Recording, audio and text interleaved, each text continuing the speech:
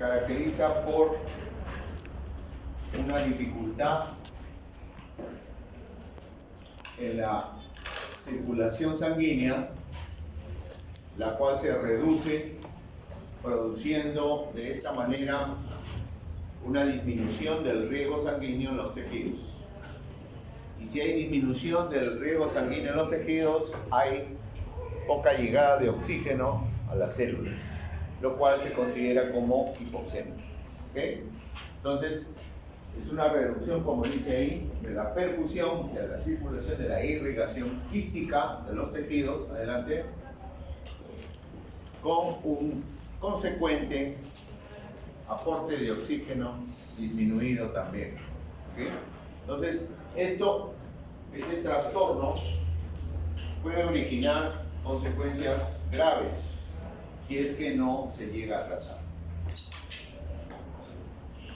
El aporte de oxígeno a los tejidos, a las células, depende básicamente de dos factores importantes. El contenido que tiene la sangre arterial de oxígeno y el gasto cardíaco.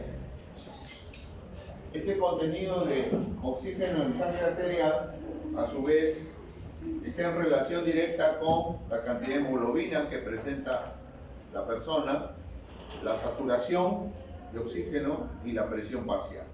¿Okay? Entonces, cuando veamos un paciente anémico que satura poco, ¿okay?, ya estamos hablando pues de una hipoxemia generalizada, digamos. ¿Okay? Y más si medimos la presión parcial de oxígeno, obviamente estamos ya en la obligación de definir pues que se trata de un probable shock. Ahora, por otro lado, el shock también depende del gasto cardíaco. O sea, la hipoxemia depende del gasto cardíaco. Este gasto cardíaco, que a su vez se ve directamente proporcional a la frecuencia por minuto y al volumen latido. Ambas características, adelante, sobre todo el volumen latido minuto, depende del volumen que llega a la aurícula derecha, o sea, la precarga, la fuerza con la cual, adelante, con la cual el ventrículo izquierdo lanza la sangre hacia el torrente sanguíneo sistémico, y también cuando la sangre fluye a través de los vasos, estos vasos ofrecen una resistencia. Eso se llama resistencia vascular sistémica. Entonces, esos factores son importantes a recordar cuando tratamos los trastornos de shock. También es importante saber que cada vez que pasa un volumen de sangre a través de un vaso, el vaso ofrece su resistencia. Por lo tanto, acá hay una presión con la cual ingresa el flujo sanguíneo, y cuando sale del vaso hay otra presión, lo cual hace una diferencial de presiones. Esta diferencial de presiones está en relación directa al flujo que ingresa y en relación inversa a la resistencia que ofrecen los vasos, o sea, la resistencia vascular sistémica. Cosa que puede estar alterado en un determinado tipo de shock, por ejemplo, shock séptico, que vemos bastante en cirugía, ¿no? Existen mecanismos diversos fisiopatológicos del shock. Entre ellos tenemos pues la falta de irrigación en los tejidos, como ya hemos mencionado, pero el organismo es tan sabio que cuando empieza la noxa, o sea, el estímulo que va a producir el trastorno isquémico, ofrece un mecanismo compensatorio, ¿no? Se defiende, mejor dicho. Pero este mecanismo compensatorio es transitorio. Adelante. Transitorio. Y como vamos a ver en adelante, el shock ofrece etapas. Hay una primera etapa llamada de shock caliente o pre-shock, en la cual el organismo, al activar estos mecanismos compensatorios, puede estabilizar hemodinámicamente a la persona. Pero cuando el shock, o sea, el estímulo es severo, entonces definitivamente pasamos a la siguiente etapa, la etapa de shock instalado. Y si se perpetúa este estímulo negativo, esta lesión, vamos al shock refractario, o sea, al shock irreversible. ¿Okay? Entonces son mecanismos que solamente el organismo los utiliza en las primeras etapas del shock. La hipoxemia tisular, que ya hemos mencionado, el metabolismo anaerobio. Obviamente, cada vez que entramos en este trastorno hístico, y al haber hipoxemia en los tejidos, entonces predomina el metabolismo de las bacterias anaeróbicas. Y esto es importante recordarlo, ¿por qué? Porque en los pacientes, sobre todo sépticos, y que tienen factores predisponentes, son los anaerobios los que van a realizar la bacteriemia y por ende las lesiones a nivel de los diferentes organismos. La acidosis, igualmente, por falta de aclaramiento del ácido láctico a nivel del riñón, del hígado, de la fibra muscular, está muy venida menos, está disminuida, por lo tanto, el ácido láctico fluye a través de la sangre produciendo una alteración del metabolismo, ¿no? Denominada acidosis metabólica, que también está presente en el shock. Si todos estos mecanismos se perpetúan, no se trata bien al paciente en shock, entonces vamos a la disfunción tisular, a la falla orgánica multisistémica, adelante. Y finalmente a la muerte. Se puede perder una vida cuando no se trata bien este trastorno. Aquí tenemos parte de los mecanismos compensatorios que ofrece el organismo. Es un tipo de actividad simpática al momento de secretar catecolaminas, como por ejemplo la adrenalina, la noradrenalina, que son sustancias vasoactivas que hacen básicamente vasoconstricción a nivel sistémico, lo cual produce pues un incremento de la presión para evitar que de esta manera baje mucho la presión en el organismo. Ofrece además taquicardia y aumento del débito cardíaco. También tenemos nosotros receptores importantes a nivel auricular para la detección de la precarga. Ya hemos dicho que se ve alterado la precarga, o sea, el volumen sanguíneo que ingresa a la aurícula derecha. Sobre todo, ¿dónde están estos receptores? A nivel de la vena cava superior. Entonces, estos receptores detectan rápidamente la baja del gasto cardíaco a ese nivel, o sea, la precarga, ¿y qué hacen? Contraen las orejuelas. Recuerdan ustedes por anatomía que el corazón tiene dos orejuelas, la derecha y la izquierda. ¿Y qué son las orejuelas? Son depósitos de sangre. Entonces, cuando se detecta una baja en el volumen sanguíneo, en la precarga, en la aurícula derecha, automáticamente se contrae la orejuela para compensar de alguna manera el gasto cardíaco perdido. ¿Ok? Entonces, fíjense, son mecanismos transitorios, son mecanismos compensatorios que van a tratar de estabilizar hemodinámicamente a la persona. También la secreción de hormona antidiurética que hace posible la disminución del volumen urinario para que el gasto cardíaco no baje y se recircule, se redistribuya a nivel de los órganos blancos más importantes, como es el cerebro, el corazón, el hígado, en fin. Finalmente, este sistema renina-angiotensina también se activa de tal manera que se retiene sodio, por lo tanto se retiene agua, en el afán de evitar que baje mucho el gasto cardíaco. ¿Okay? Entonces son mecanismos que vamos a ver en el trastorno hístico. Entonces, todos los tipos de shock llevan finalmente a una baja del gasto cardíaco, lo que vamos a mencionar ahora. Y esta baja del gasto cardíaco puede ser compensada inicialmente por lo que ya he mencionado. Adelante. Si no es así, nos vamos a la disfunción orgánica. O sea, comienzan las lesiones irreversibles a nivel de los órganos blancos. Y finalmente, al daño celular.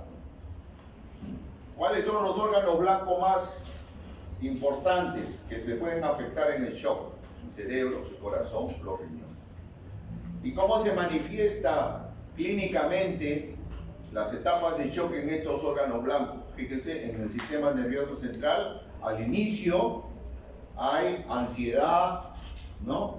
El paciente está inestable, está en una etapa inicial, está muy hiperkinético, sudoroso, pero posteriormente entra al letargo, obnubilación y glaucoma, inclusive, en etapas ya avanzadas del shock. En el corazón igualmente hay taquicardia inicialmente y bradicardia después. Y en el riñón, que como ustedes saben es el que filtra el plasma sanguíneo, puede llegar hasta la anuria, o sea, la falta de diuresis. Ya cuando el choque está instalado y hay lesión, bueno, pues entonces en los órganos blancos se da la encefalopatía a nivel del sistema nervioso central, la necrosis cortical, por ende el coma y el estupor de la persona. A nivel cardíaco, todas estas alteraciones, sobre todo arritmias cardíacas. A nivel pulmonar, la IRA, insuficiencia respiratoria aguda, es perceptible francamente. El síndrome de diestrés respiratorio del adulto, que también se puede presentar. Y a nivel renal, las fallas renales, prerrenal o, de lo contrario, la insuficiencia renal crónica.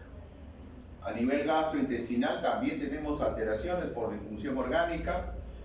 Dentro de las más frecuentes, aquí, porque nosotros vemos esta parte, se puede presentar la pancreatitis, vemos bastante, el ilio, paralítico sobre todo, por un desequilibrio hidroelectrolítico, son los más frecuentes, el ilio y la pancreatitis. No vemos hemorragias, bien raro, cuando hay shock, salvo que el shock ya esté refractario, o sea, irreversible. Cuando hay CID, o sea, coagulación intravascular diseminada, ahí podríamos ver un sangrado, ¿no?, de algún tipo. A nivel hepático igualmente, tenemos la hepatitis, el hígado de shock y la colestasis intrahepática. A nivel hematológico, como ya he mencionado, la coagulación intravascular diseminada. A nivel metabólico es claro la acidosis metabólica, que cursa con hiperglicemia en estados iniciales y posteriormente en estados tardíos hipoglicemia. Y el sistema inmune, ni hablar, se deprime totalmente hasta etapas avanzadas del shock. Entonces, como ven, es importante no solamente para el médico clínico, sino también para el cirujano. El cirujano tiene que ser, antes que cirujano, tiene que ser clínico, tiene que saber diagnosticar sus patologías. Porque si se dedica a solamente operar, se convierte en un artesano, un carpintero, ¿okay?, un peluquero, como antes en épocas antiguas le decían a los cirujanos peluqueros. Eso es un peluquero. O sea que maneja bien su tijera, ¿no? Y punto, se acabó. Pero pues los cirujanos también somos médicos, ¿okay?, y somos formados también en base a ciencia, por lo tanto nos forman para diagnosticar patologías. Entonces tenemos que ser clínicos, básicamente. El shock se clasifica en 4 grandes grupos: el shock hipovolémico, el shock obstructivo, el cardiogénico y el distributivo. Cualquiera de estas etapas o clasificaciones de shock van a pasar, como ya les mencioné, por sus etapas. La etapa de pre-shock, shock caliente, la etapa de shock instalado y luego la etapa de shock refractario o shock irreversible con falla orgánica multisistémica. Como ven, si esto continúa o es maltratado, se pierde el paciente. En las primeras etapas, la etapa de shock caliente, hay unas alteraciones mínimas, pero generalmente el paciente siempre está taquicárdico e hipotenso. Puede haber baja leve de la presión arterial, pero que puede ser compensada por el mecanismo que ya he mencionado, los mecanismos anteriormente mencionados. Clínicamente hay taquicardia, vasoconstricción periférica, o sea, frialdad periférica, y la presión se altera mínimamente. En la siguiente etapa, la etapa de shock ya instalado, acá sí ya podemos observar, además de la signología clínica anteriormente mencionada, disnea, sudoración, acidosis metabólica, oliguria, ya prácticamente hay lesión de los órganos, ya los órganos blancos, ¿cierto? Entonces acá, por ejemplo, si tenemos una pérdida del volumen más del 25%, entonces podemos estar hablando de un shock hipovolémico. Si perdemos fuerza en la contracción cardíaca, o sea, el índice cardíaco que dice acá, está menos de 2.5 litros por minuto por metro cuadrado, entonces estamos frente a un shock cardiogénico. Y si estamos frente a un SIRS, o sea, un síndrome inflamatorio de respuesta sistémica, estamos frente a un shock distributivo o shock séptico, que es el más representativo del shock distributivo. Ya cuando el shock está refractario, cuando el shock ya es irreversible, entonces pues las alteraciones a nivel sistémico son mayores. ¿Okay? Acá podemos llegar a la anuria, a la insuficiencia renal, a la acidosis metabólica severa, ¿no? Con alteraciones celulares ya a nivel del sistema nervioso central, llegando inclusive al coma. Es bien difícil, yo he visto casos de shock refractario que por más dopamina que se le pone o noradrenalina no sale. No sale, ahí queda. Y en tu cara se muere el paciente. Se muere, así en trauma shock. Se pierde. Hay que evitar llegar a estos estados. ¿Okay? Siempre hay que manejar y hay que darse cuenta en formas tempranas de shock para poder compensar al paciente. De lo contrario, pues tenemos pues una baja. Este cuadrito muestra los tipos de shock en fase precoz y fase tardía. Observen que en ambas fases, precoz y tardía, siempre hay un común denominador. Frecuencia cardíaca elevada, o sea, taquicardia e hipotensión. ¿Ok?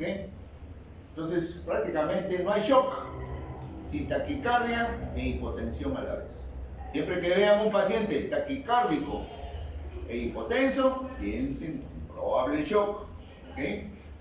Y luego, los otros parámetros importantes que se monitorizan en un paciente con shock son la presión venosa central, que como ven, en el hipovolémico está bajo, en el cardiogénico está elevado y en el séptico también está bajo.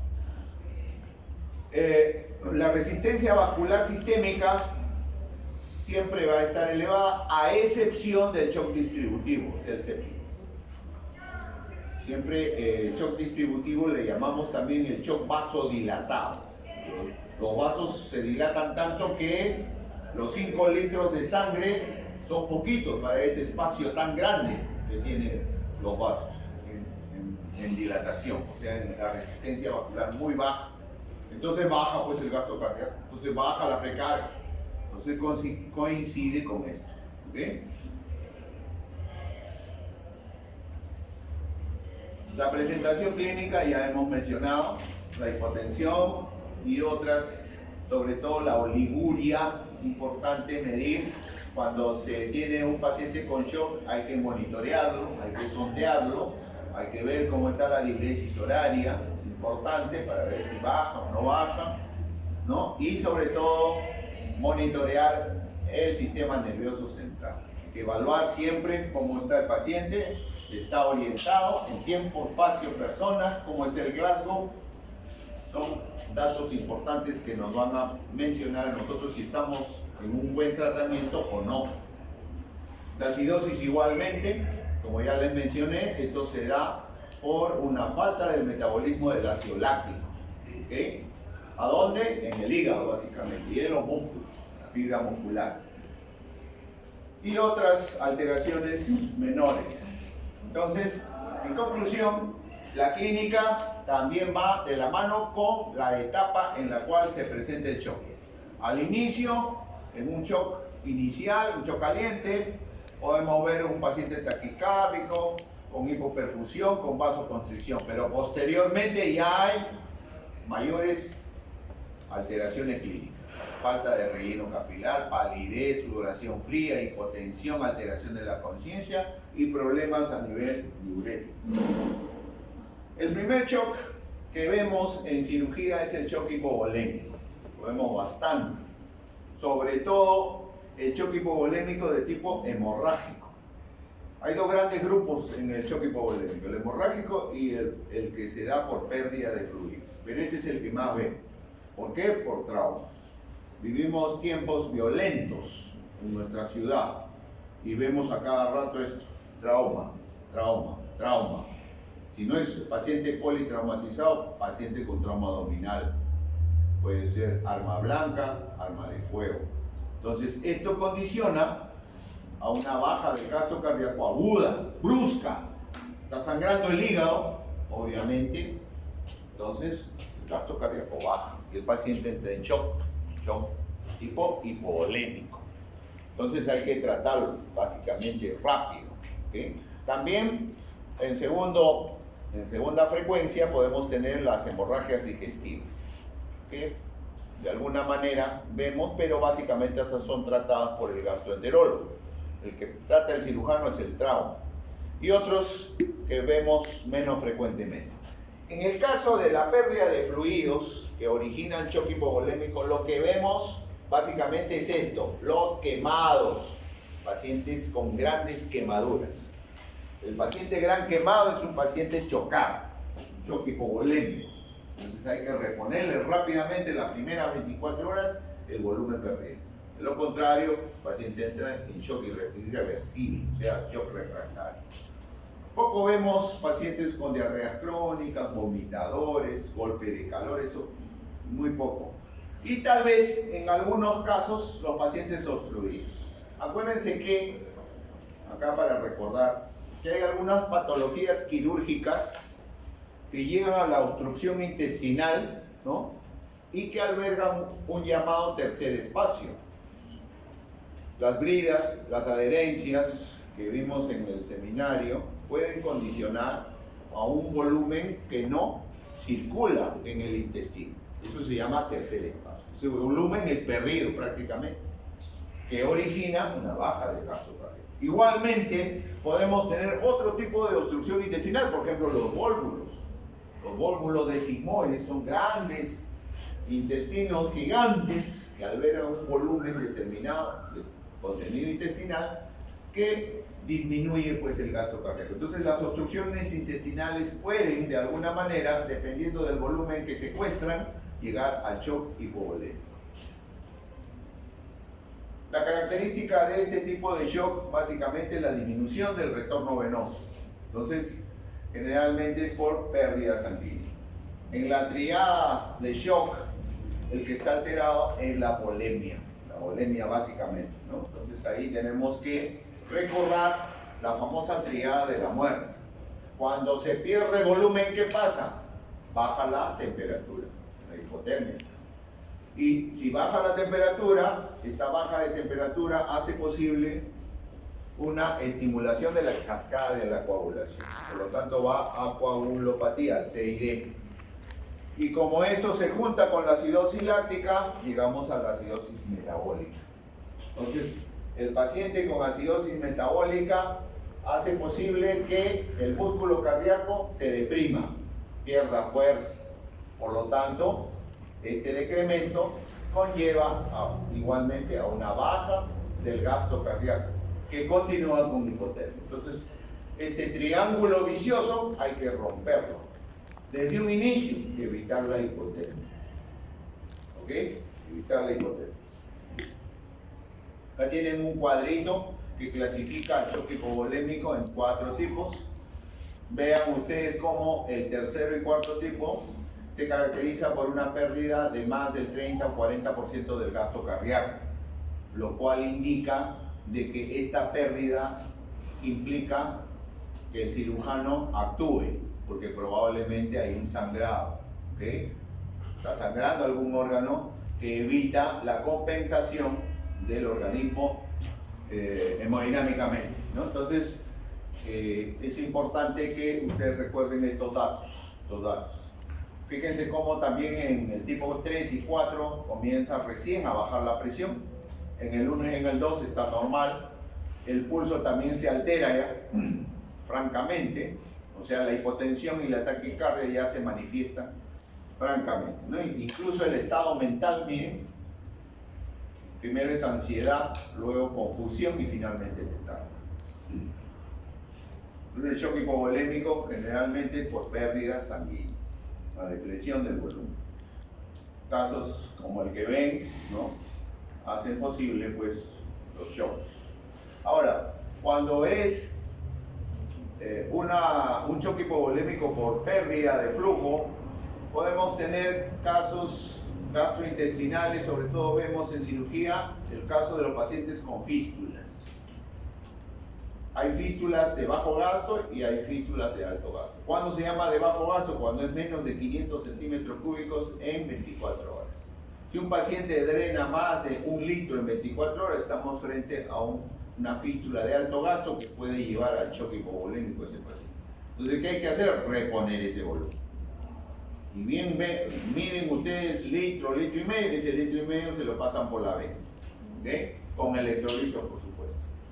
Y otras causas importantes como la diabetes mellitus, bueno, también que son patologías clínicas, no quirúrgicas, ¿no? Acá tenemos las quemaduras, esto sí, vuelvo a repetir, son importantes para descartar casos de shock, sobre todo los grandes quemados. ¿Cuándo se llama un gran quemado? Cuando tiene más del 60% de superficie corporal comprometida por quemadura. Entonces ahí hay que reponer el volumen las primeras 24 horas con la famosa fórmula de Kaplan, ¿cierto? Acuérdense, la fórmula de Kaplan es importante recordarla para calcular el volumen a reponer. El otro tipo de shock es el shock obstructivo. El shock obstructivo también vemos en cirugía, pero básicamente el que no es cardíaco, el extracardíaco. Esto vemos en cirugía. Hay dos tipos entonces de shock obstructivo, el cardíaco y el extracardíaco. En el extracardíaco, ¿qué vemos? La tromboembolia pulmonar, que es una patología que frecuentemente llega al shock obstructivo cuando es masiva. Y vemos en cirugía el neumotórax. Vemos en cirugía el taponamiento pericárdico. Eso vemos en cirugía. Entonces hay que poner rápidamente un drenaje, como ya lo han visto en técnica operatoria, un drenaje tipo tubular a nivel del quinto espacio intercostal para drenar el neumotórax o el hemotórax, o en su defecto también un drenaje a nivel del espacio pericárdico para drenar la sangre que está obstruyendo el espacio pericárdico a ese nivel. Entonces de esa manera podemos estabilizar a este paciente. Cuando se trata de un shock obstructivo cardíaco, no vemos nosotros en cirugía esto, pero generalmente son referidos a pacientes con prótesis valvular, pacientes que ya son operados, ¿no? O pacientes con tumoraciones cardíacas, que son poco frecuentes, ¿no? O obstrucciones del ventrículo izquierdo, como por ejemplo la estenosis, ¿no? O la coartación de la aorta. Entonces, el shock obstructivo, cuando viene obstruyendo la precarga, el ingreso de la sangre a la aurícula derecha, se llama restrictivo. Es un shock obstructivo restrictivo. Pero cuando obstruye la salida del ventrículo izquierdo, es un shock francamente obstructivo. ¿Está claro? Ahora, ¿cuándo vemos el restrictivo y cuándo vemos el obstructivo? El shock obstructivo lo vemos generalmente en pacientes con taponamiento cardíaco, con neumotórax. Ese es el shock obstructivo. ¿Okay? Entonces, ¿cuándo hay taponamiento? Acá hay que recordar la tríada de Beck. ¿Cuál es la tríada de Beck? Ahí la tienen. Ingurgitación yugular, ruidos apagados y pulso paradojal. Esa es la tríada de Beck. ¿Okay? Entonces, vemos un paciente, ¿no? Con unas venas grandes en el cuello, ingurgitadas, ¿no? Le tomamos el pulso y vemos un pulso totalmente asistólico, paradojal, y finalmente le auscultamos los ruidos y vemos que los ruidos están muy apagados, muy venidos. O también podemos ver los neumotórax a tensión, ¿no? Generalmente vemos neumotórax a tensión cuando hay fracturas costales por trauma torácico, ¿no? Entonces en esos casos hay que descomprimir el espacio pleural. Hace 2 años hubo un ENAM en el cual hicieron una pregunta: ¿cuál es el manejo inicial del neumotórax a tensión? Y muchos se equivocaron, dijeron drenaje, un tubo en el quinto espacio intercostal. Falso, mentira. Entonces, ¿cuál es el manejo? Una aguja a nivel del quinto espacio intercostal, empieza a salir toda la aire. Ese es el tratamiento inicial. Por eso cuando lean una pregunta que les presenta un caso, vean bien qué dice: ¿tratamiento definitivo o tratamiento inicial? ¿Sí? Una cosa es tratamiento inicial para empezar el manejo y otra cosa es el tratamiento definitivo. ¿De acuerdo? Entonces hay que entender esa parte, es importante. Aquí ven imágenes de neumotórax y de hemotórax inclusive, ¿no? Fíjense, acá hay un aire en el espacio pleural y acá hay un hemopericardio, ¿no? Un taponamiento cardíaco. ¿Okay? Son características importantes. Fíjense este neumotórax a tensión gigante, esto nomás es pulmón y todo es aire prácticamente, ¿no? Entonces ahí pues hay que descomprimir eso. Entonces, ¿qué está alterado en el shock obstructivo? La precarga, ¿no? Lo cual hace posible un incremento de la presión venosa central, el gasto cardíaco, por lo tanto baja, y la resistencia puede estar normal, resistencia sistémica. Luego tenemos el shock cardiogénico, que no vemos en cirugía. Muy poco vemos shock cardiogénico. ¿Y por qué se da? Por falla en la bomba, falla el corazón al lanzar la sangre a través del ventrículo izquierdo. El shock cardiogénico puede ser también de dos tipos, para conocimiento de ustedes, puede ser de origen miocárdico o de origen mecánico. Este es el más frecuente, miocárdico, del infarto. El infarto, dependiendo de la extensión del infarto, podemos entrar en shock cardiogénico, y si es mínimo, pues definitivamente no. Cuando es un shock de tipo cardiogénico mecánico, puede estar referido básicamente a lesiones amplias, ¿no?, de estructuras anatómicas de las cavidades auriculares o ventriculares. Por ejemplo, una ruptura del tabique, ¿no?, por aneurisma aórtico a nivel de la aorta ascendente también puede originar este tipo de shock. Entonces aquí es la bomba la que está fallando y origina pues todo el cortejo sintomático que ya conocemos. ¿Qué hay que monitorear? En todo tipo de shock se monitorea la presión arterial media, la PVC, presión venosa central, la presión capilar pulmonar, el gasto cardíaco y la resistencia vascular sistémica. Este shock es el que más vemos en cirugía, el shock distributivo, del cual el más representativo es el shock séptico. Entonces, el shock séptico, como ya les mencioné, ¿surge de qué? De la interacción con gérmenes, que pueden ser bacterias, virus, hongos, etc. Cualquier tipo de germen, lo cual condiciona un llamado SIRS, síndrome inflamatorio de respuesta sistémica. ¿Okay? Entonces eso puede originar pues múltiples lesiones a nivel abdominal sobre todo, ¿no? Cuando existe un foco abdominal, acá entra a tallar el cirujano. Por ejemplo, lo que es más frecuente en todos los hospitales, la apendicitis. La apendicitis es el pan del día en todos los servicios de cirugía. Entonces, tienes que sacar el foco. Hay que hacer la apendicitis. Igual, la colecistitis, igual, ¿cierto? Entonces ahí estamos frente a un cuadro quirúrgico generalmente. ¿Okay? La pancreatitis también son focos sépticos. ¿Okay? Pero también, fuera del shock séptico, tenemos también al shock anafiláctico, que también es un tipo de shock distributivo, que generalmente se da cuando hay una reacción autoinmune del organismo con la consecuente drenaje, con el consecuente drenaje, vaciamiento de la producción de histamina en sangre. Gran cantidad de histamina en sangre, lo cual va a producir pues alteraciones a nivel, sobre todo, del sistema respiratorio alto. También otro tipo de shock distributivo es el shock neurogénico. El shock neurogénico generalmente se presenta en pacientes operados, posoperados del sistema nervioso central, ¿no? O también pacientes con TEC, traumas cráneoencefálicos severos o traumas vertebromedulares severos originan este tipo de shock neurogénico. Este es el SIRS que ya les he mencionado, que es la interacción de los gérmenes con el organismo, lo cual conlleva pues al síndrome de respuesta inflamatoria sistémica y por lo tanto las enfermedades que hay. Hay que definir claramente que el SIRS es el primer paso a la sepsis. Y también se considera sepsis leve o sepsis severa, cuando ya prácticamente estamos cerca del shock. Después viene el shock.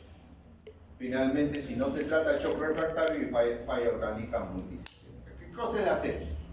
La sepsis, como ven, es un síndrome clínico que asocia el SIRS, ¿no?, a un foco infeccioso.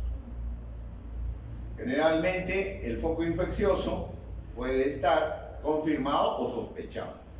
Pero aún si está sospechado, ya voy tratando ese foco, ¿cierto? No puedo perder tiempo. Cuando yo sospecho, tengo presunción diagnóstica que hay un foco infeccioso, inmediatamente ya lo manejo con antibióticos. ¿Y cuáles son los factores que me indican que hay sepsis? El alza térmica, la frecuencia cardíaca elevada, la frecuencia respiratoria también, la leucocitosis con gran desviación izquierda, como todos sabemos.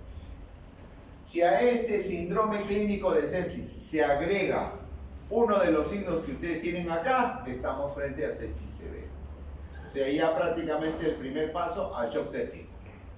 Como ven ustedes, el llenado capilar aumenta, la piel cambia de color, piel marmórea que le llamamos. Eso es lo que tienen los cadáveres, ¿no han visto? En la morgue de Lima, ven ustedes un cadáver y tiene manchas moradas. ¿Han visto? Eso se llama piel marmórea, piel moteada. Ya comienza, ¿no?, las lesiones a nivel tisular, la hipoxemia.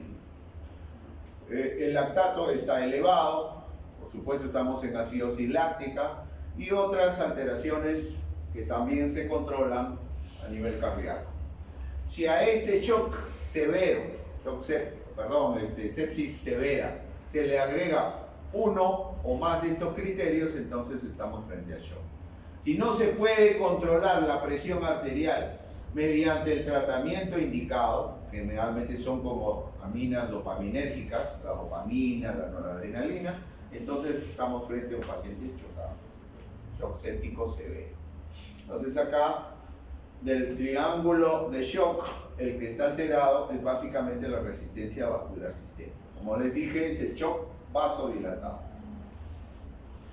Entonces, el shock vasodilatado tiene alteraciones a nivel de los vasos sanguíneos. ¿Qué se altera? El tono. Ustedes saben que la pared vascular tiene fibras musculares. Esas fibras musculares se relajan, por lo tanto se dilata el vaso. Un agrandamiento del compartimento vascular, como ya les dije, que no abarcan pues los 5 litros, ¿no?, del gasto cardíaco. Por lo tanto, el desplazamiento del volumen hacia el corazón es mínimo. Entonces, ahí viene la disminución del gasto cardíaco. Entonces, la resistencia vascular está básicamente alterada. Acá tienen otros tipos de shock. El shock distributivo, también como hemos dicho, la anafilaxia, el shock neurogénico y menos frecuentemente el hipertiroidismo. Lo que le llamamos la tormenta hipertiroidea puede producir este tipo de shock. O la disfunción hepática, también poco frecuente se ve. Acá tienen ustedes las causas de shock neurogénico, ¿no? Lesiones cerebrales, como ya les mencioné, generalmente por trauma, TECs severos. Fíjense acá, hay un dato importante. Cuando el anestesiólogo no está en plano anestesiológico, puede lesionar el sistema nervioso central con los depresores. ¿Okay? El anestesiólogo maneja medicamentos importantes para que el sistema nervioso central entre en un plano de su conciencia y el paciente no siente el dolor. Entonces, de esa manera, si no está equilibrado en el plano, entonces automáticamente puede originar un shock neurogénico. También podemos ver acá el trauma vértebro-medular, que es otro de las causas importantes. El shock anafiláctico, como ya les mencioné, por la presencia de gran cantidad de histamina a nivel de sanguíneo, puede originar pues edema del sistema respiratorio superior, edema laringio, broncoespasmo, etcétera, que finalmente puede conducir a la hipoxemia. Entonces ahí, ¿qué hay que hacer? ¿Cuál es el tratamiento? ¿No es cierto? Traqueotomía. Pero ya en caso de emergencia, y como ya ustedes saben, actualmente ya no se hace traqueotomía. Entonces, ¿qué se hace? ¿Qué se hace? ¿Qué se hace? Ya ven. Cricotiroidotomía. Es lo que se está haciendo ahorita. La traqueotomía ya pasó al a la historia. Se hace traqueotomía todavía en las regiones. Cuando hagan serum, ahí van a hacer traqueotomía, ¿ya? Pero ahorita se está haciendo cricotiroides. Hay cánulas especiales como lapiceros chiquitos que se introducen entre el cricoides y el tiroides. Hay una membrana, la membrana cricotiroidea, por ahí, y se aborda la luz práctica. Listo, se acabó.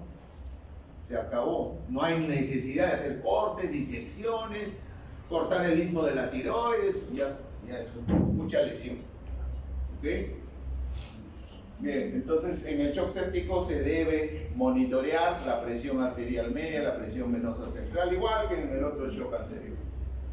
De todos los tipos de shock que hemos visto, el único que tiene la resistencia vascular alterada es el shock vasodilatado, o sea, el séptico, el anafiláctico, el neurogénico. El resto todos cursan con disminución del gasto cardíaco por disminución de la presión de oxígeno a nivel arterial. Entonces, cuando tenemos shock o sospechamos de shock en un paciente, hay que clasificarlo. ¿Es cardiogénico? ¿Es distributivo? ¿Es hipovolémico o es obstructivo?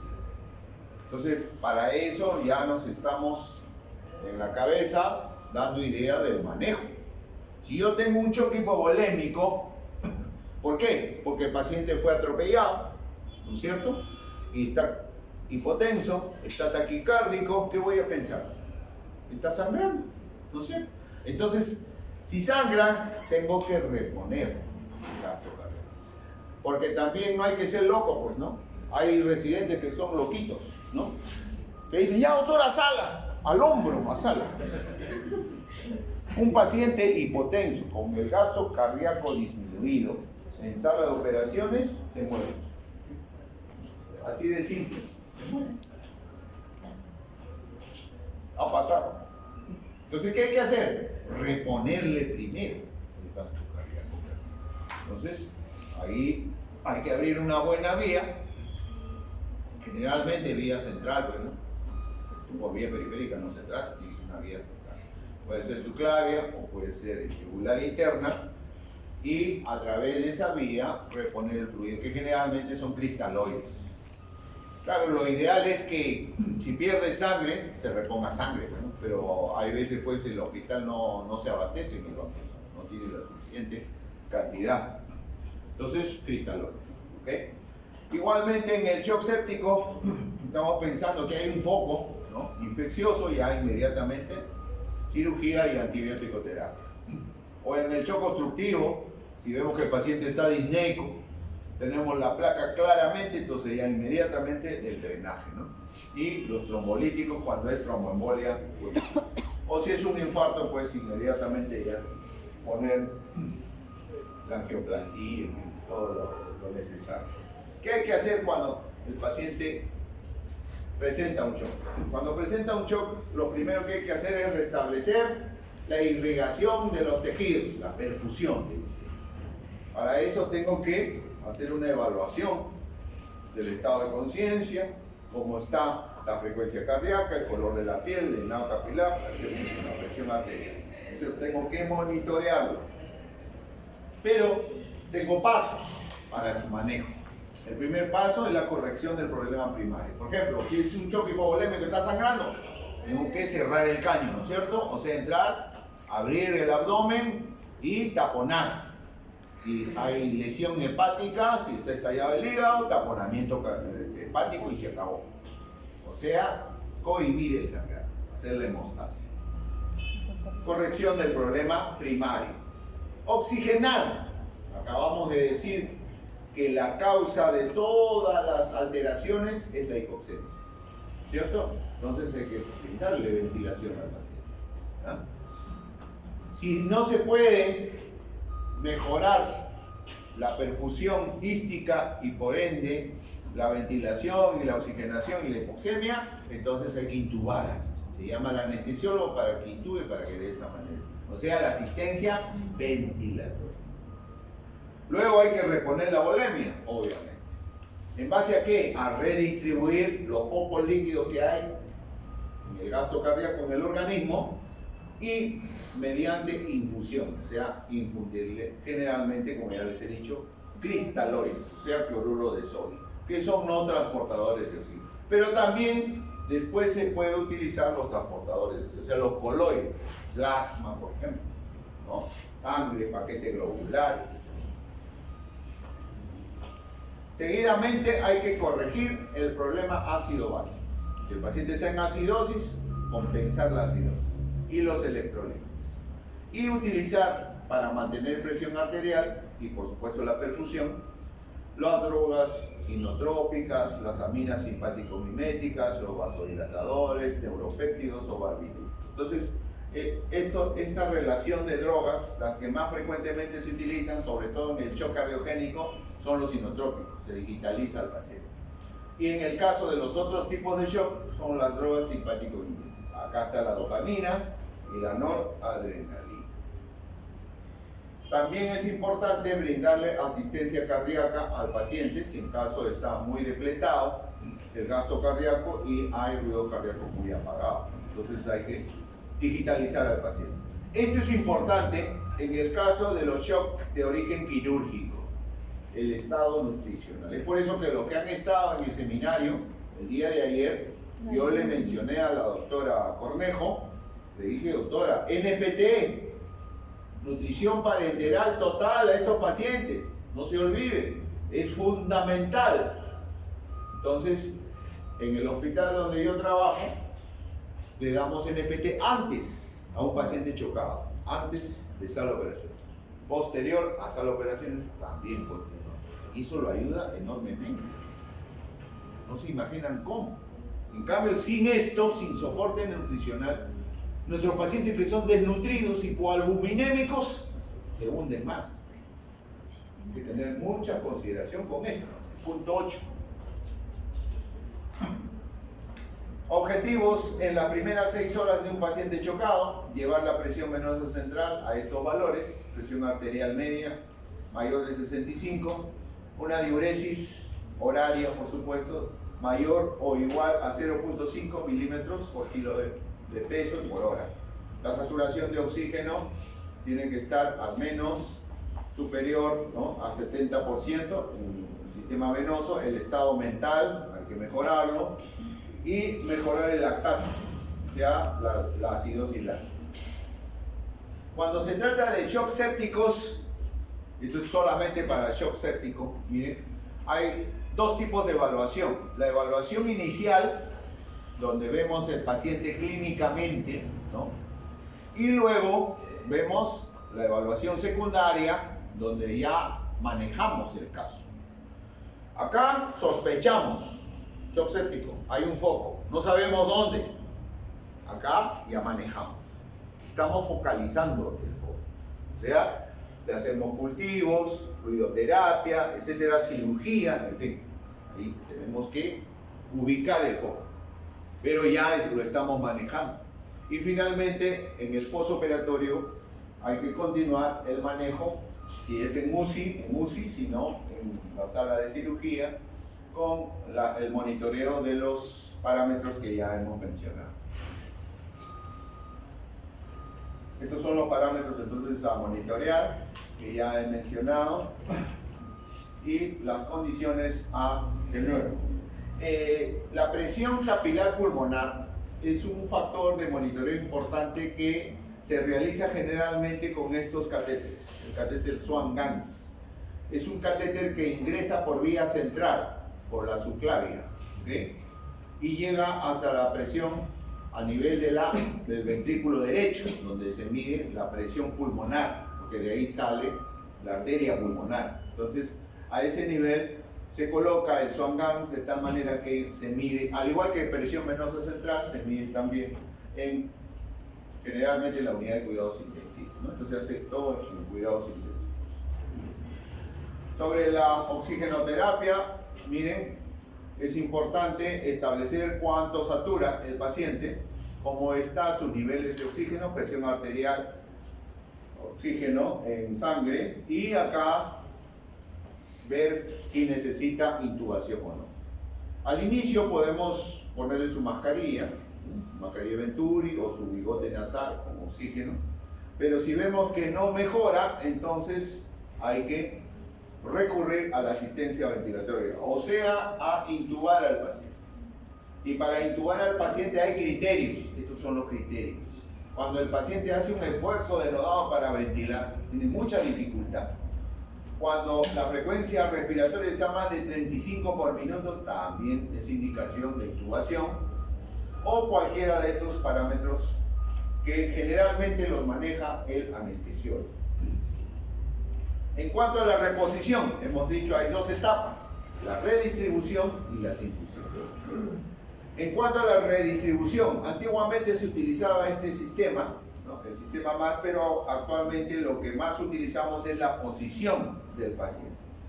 La posición de Trendelenburg ayuda bastante a la redistribución del poco gasto cardíaco hacia los órganos blancos, hacia el sistema nervioso central, hacia el corazón, hacia el riñón y hacia el hígado.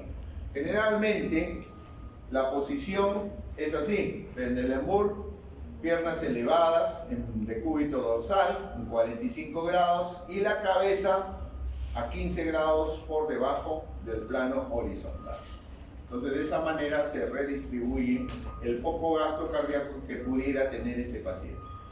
En cuanto a la infusión, hay tres puntos importantes: la vía de infusión, que ya les he mencionado, que tiene que ser vía central, ¿cierto? El tipo de líquido a administrarse, que al inicio son cristaloides. Dentro de los cristaloides, lo que tenemos más a la mano es el cloruro de sodio, pero no es lo ideal. ¿Qué cosa es lo ideal? Lo ideal es el lactato Ringer. Desgraciadamente, los hospitales no tienen lactato Ringer, ¿no? Porque es caro. Entonces, los hospitales del MINSA generalmente manejamos cloruro de sodio. Ustedes van a una clínica, ahí hay lactato Ringer, ¿no? Que es lo mejor, indudablemente. Es un cristaloide que más se queda en el intravascular, más que el cloruro de sodio. Cuando administramos líquidos, no lo vamos a hacer como una alita, pues. Esa alita que tienen para el conejo, ¿han visto? Ese es un catéter muy finito, muy delgadito. Tenemos que tener catéteres gruesos, ¿no? Tubos, como una sonda nasogástrica, así, ¿ya? Para poder reponer, ¿okay? El volumen. Cuando es una emergencia y no podemos cateterizar una vena central en el cuello, se puede cateterizar la vena femoral acá. ¿Se acuerdan de la safena? ¿No es cierto? La safena interna recorre toda la cara interna del miembro inferior y hace un callado para desembocar en la vena femoral. Justo ahí en el callado se diseca la vena y se pasa una sonda de Nélaton. Va por la vena femoral, las ilíacas hasta arriba, hasta la cava inferior. Entonces esa es una emergencia. ¿Ya? Cuando estén en el serum, ¿no? Si tienen un shock hipovolémico severo, van a tener que hacer eso, ¿no? Cateterizar y disecar la vena safena, de tal manera, pero a nivel del callado, o sea, cerca de la ingle, de la región inguinal, para que entre a la femoral, ¿no? Y de esa manera poder administrar los volúmenes perdidos. Ahí están los cristaloides, que son los que, como he mencionado, más se utilizan. El inconveniente del cristaloide es que se va rápido al extravascular. O sea, se mantiene un par de horas en el intravascular y después se difunde. Entonces es como si no le hubieran puesto nada al final, ¿no? Pero lo importante es el lactato Ringer. Esto sí, ¿no? Es un cristaloide que generalmente se mantiene 4 a 6 horas en el intravascular. ¿Cómo se debe administrar los cristaloides? Inicialmente en la primera media hora hasta medio litro, 500 centímetros cúbicos, ¿ok? En la primera media hora. Si tienen coloides, mejor. Hay que normalizar o tratar de normalizar la presión, sobre todo la sistólica, hasta 80-90 milímetros de mercurio. Eso es importante. Cuando lleguen a este nivel ya, esténse tranquilos, que hay que tratar de reponer ya con lo que ha perdido. Se ha perdido sangre, paquete globular, sangre total, etc. Después de los cristaloides. Acá tienen los coloides, que es el otro fluido que se utiliza también, ¿no? Que generalmente estos sí se mantienen en el intravascular más tiempo y que son pues pueden ser, por ejemplo, estos son los cristaloides, los coloides pueden ser no transportadores de oxígeno o transportadores de oxígeno. Los no transportadores de oxígeno, ahí lo tienen, la albúmina, plasma.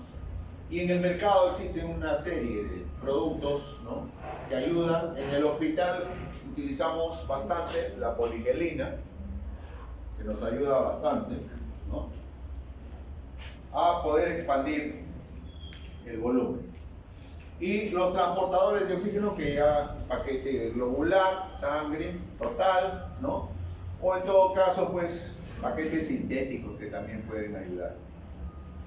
No se recomienda utilizar, si el paciente está en coagulopatía en CID, paquete de plaquetas. No utilizar plaquetas, por si acaso. ¿Ok? ¿Por qué? Porque el CID no obedece a una baja plaquetaria. ¿A qué obedece? Alteraciones en los factores de coagulación. ¿Ok? Entonces esto está de más. ¿Ya? No se recomienda, por eso dice ahí, no recomendado. Sí es importante mantener una hemoglobina en 7 para poder ser intervenido quirúrgicamente. Eso es lo que le decía, ¿no? Si un paciente está chocado, ¿no?, está en choque hipovolémico y tiene una hemoglobina de 5, no lo voy a meter a sala, pues se muere. Lo mínimo es 7, el límite es 7. ¿Ok? No usar tampoco otros productos como la eritropoyetina para mejorar la hemoglobina, eso no, ni hablar. Y acá está el cuadrito que revela la respuesta que puede tener el paciente chocado al manejo terapéutico.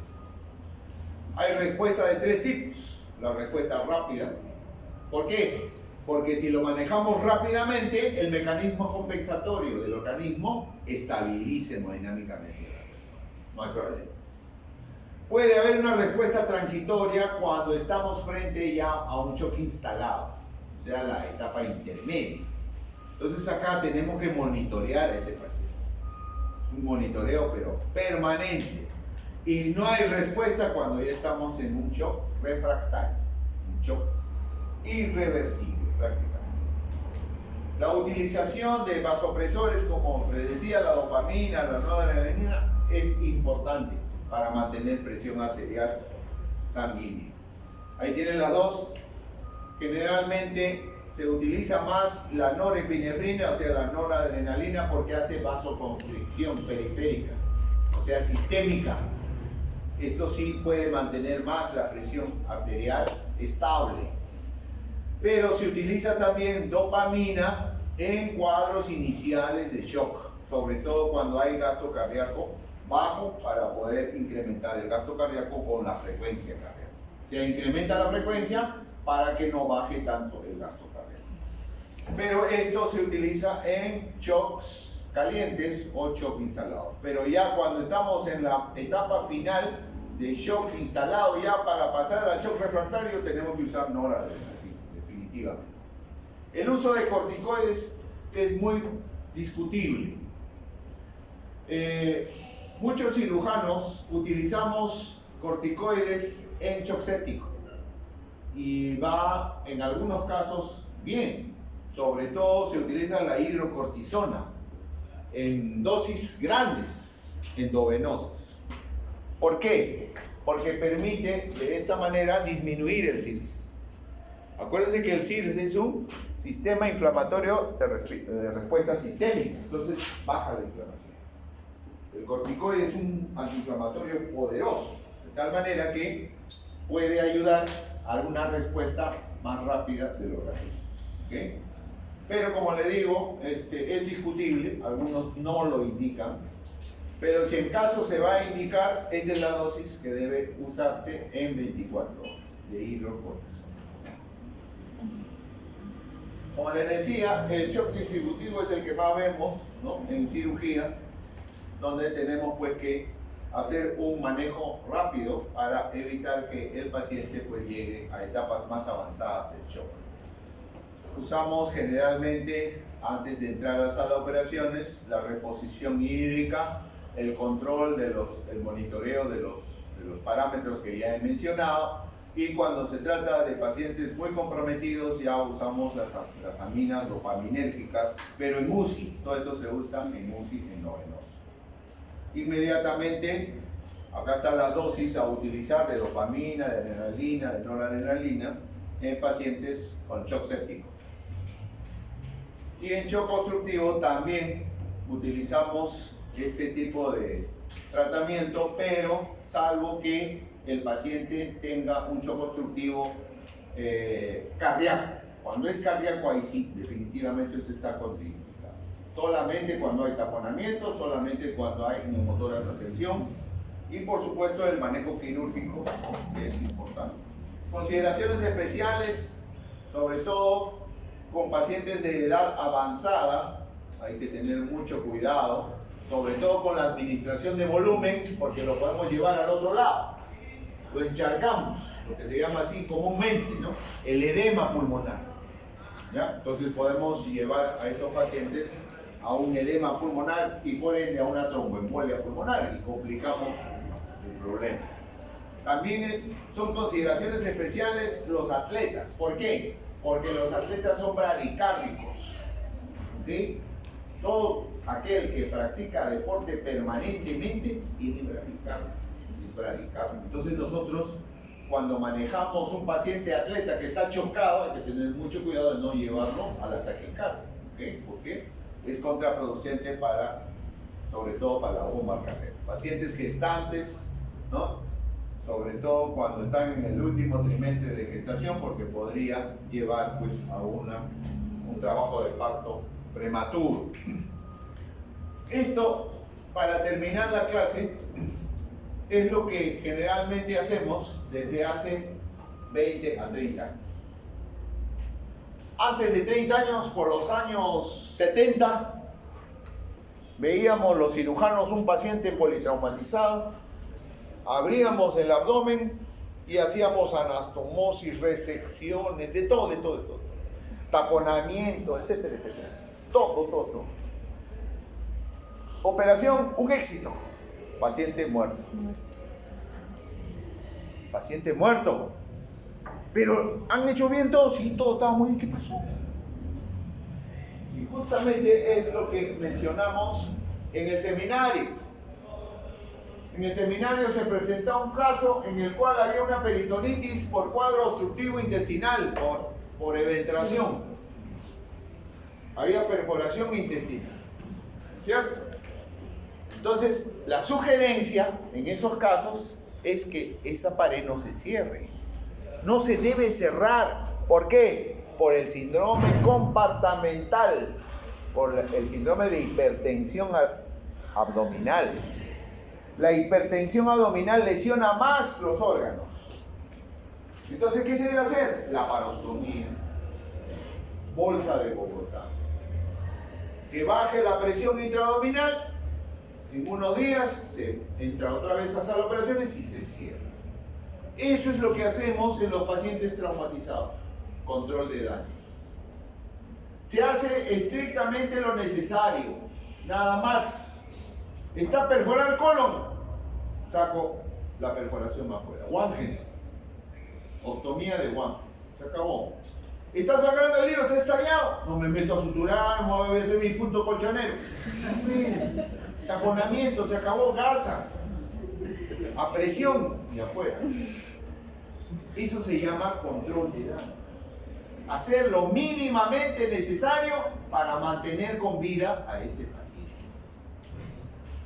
Ahora, el control de daños no termina en sala de operaciones. Sale el paciente y va a UCI. Y en UCI, el intensivista ahí se mecha con la pelona, o sea, con la muerte, pues, ¿no? ¿Ya? Tiene que sacarlo. ¿Por qué? Porque si no lo saca, pues ya es su responsabilidad, ese es su manejo. ¿Okay? Y de ahí nuevamente regresa a sala de operaciones para cerrar.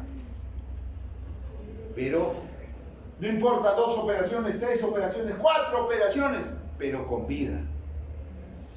No como hace 30 años. Una sola operación, excelente la operación, pero paciente muerto cada año. ¿Se dan cuenta? Control de daños. ¿Ok? Entonces es importante que ha prácticamente cambiado la cirugía actual, ¿no? Y que en la actualidad estamos practicando en todos los hospitales. Entonces, siempre que tengan un paciente con presunción de shock, hay que a la vez pensar ya en el manejo, porque son minutos importantes en esa vía. Hay que actuar rápidamente. Muy bien, entonces con esto hemos terminado la primera clase.